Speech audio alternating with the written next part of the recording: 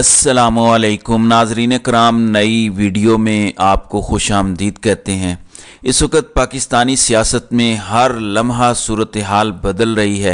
मैंने आपको पहले भी बताया था कि army chief Syed general Asim Munir America के दौरे पर हैं। उनके दौरे अमेरिका के असरात समरात खा वो मनफी हों या मुस्बत, उनके आने के बाद ही सामने आएंगे। जो कुछ डेवलपमेंट वहाँ पे होंगी, उनकी मुलाकातों के नतीजे में जो कुछ बरामद होगा, उसके असरात और उसके नताइज हम पाकिस्तान की सियासत में देखेंगे। अभी उनका विज़िट जारी व सारी है।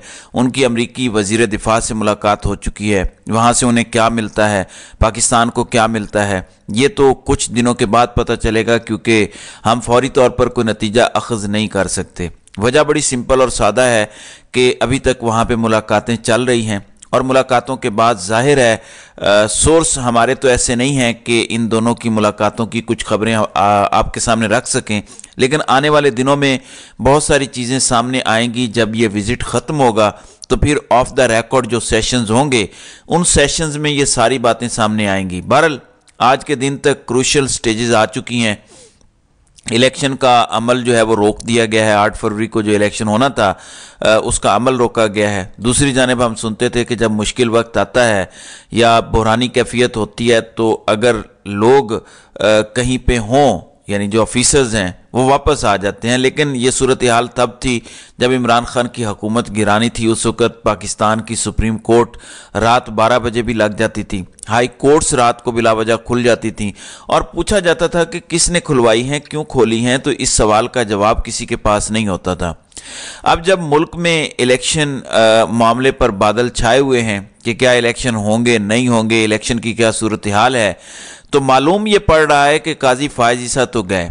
अब कौम जाने, बाकी लोग जाने, और काजी साहब तसल्ली से अपनी फैमिली को वक्त देंगे, बाकी चीज़ों को वक्त देंगे।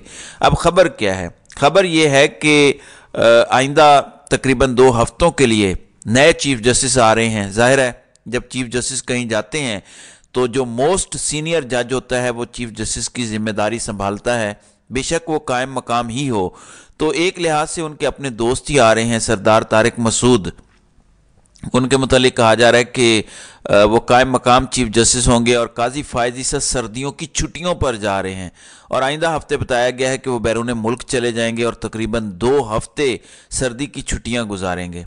अब मालूम नहीं है कि पाकिस्तान के जजेस को ये सर्दी की इतनी छुट्टियां क्यों चाहिए, या उनको सर्दी ज़्यादा लगती है। हालांकि दफातर के अंदर हीटर्स लगे हुए हैं, दफ्तर में माहौल ही बिल्कुल अलग है जो एक गरीब आदमी तस्वुर भी अपने घरों में नहीं कर सकता। उसके बावजूद अगर छुट्टियां करनी है तो क्यों करनी है, इस बात की मुझे समझ नहीं आती।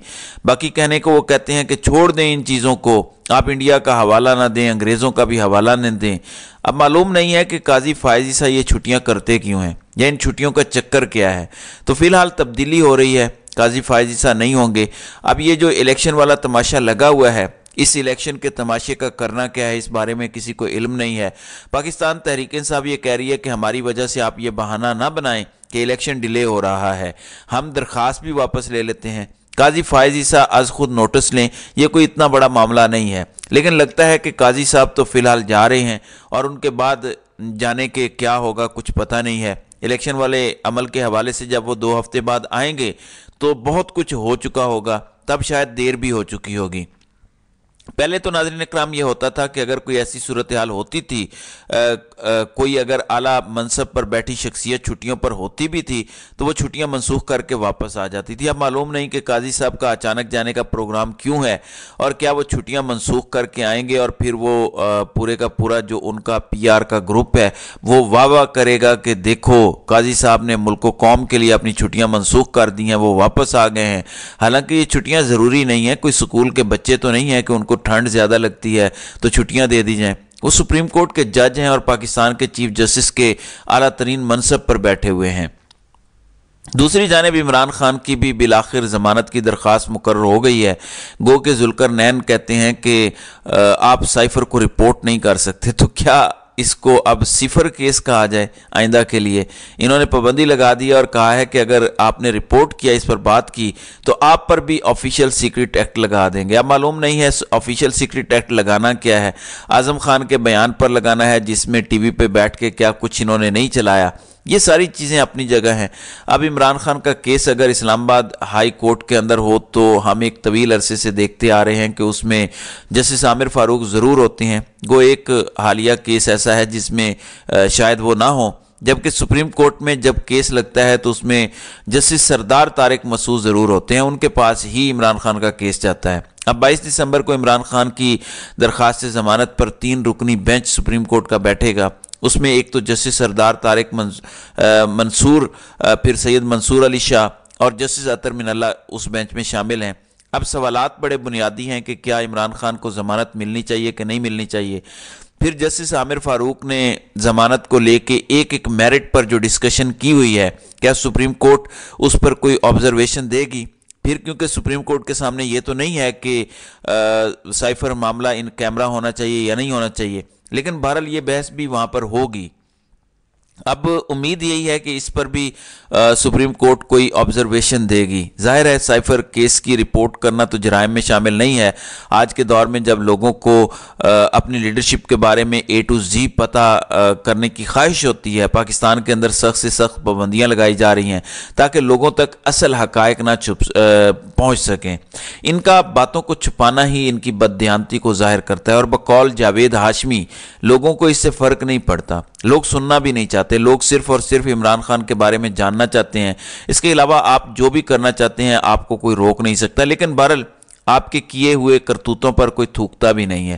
پھر آپ جانتے ہیں کہ عمران خان کے حوالے سے ایک نکاح کا کیس ہے جس میں خاور مانیکا کہتا ہے کہ میری بیوی یہ کام کرتی تھی اور میں دیکھتا تھا، پھر میں ملازم کو بھی بھیجتا تھا کہ جا کے دیکھ کر آؤ کہ وہ کر رہے ہیں کہ نہیں، اور وہ آ کر بتاتا تھا کہ جی کر رہے ہیں، اور پھر میں باہر بیٹھ کر تسلی میں رہتا تھا کہ ٹھیک ہے جی کر رہے ہیں۔ اس کے بعد اس نے کہا کہ میری بیوی چلی گئی اور اس نے عدت کے اندر نکاح کر لیا۔